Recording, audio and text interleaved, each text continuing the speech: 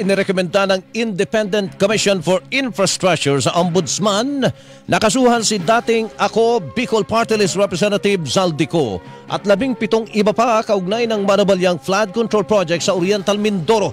Inirekomenda ng ICI ang pagsasampa ng reklamong paglabag sa Anti-Graft and Corrupt Practices Act, malversation, falsification at paglabag sa Code of Conduct for public officials and employees kina dating DPWH Mimaropa Regional Director Engineer Gerald Pacanan, Assistant Regional Directors na sina Jean Ryan Altea at Ruben Santos Jr. at siyam na iba pang opisyal ng DPWH. Damay din sina Aderma Alcazar na Presidente at Chairman of the Board ng SunWest Incorporated at ang 4 na miyembro ng Board of Directors.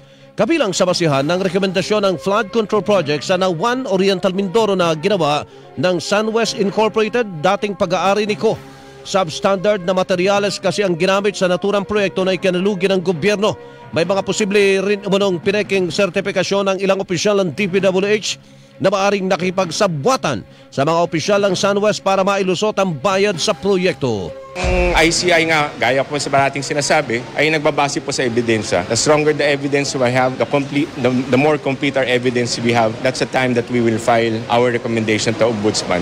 Hindi po basta-basta kaming nagre-rely o umaasa sa mga single testimony o sa isang affidavit po lamang. Ang tinig ni Attorney Brian K. Tosaka, Executive Director ng Independent Commission for Infrastructure.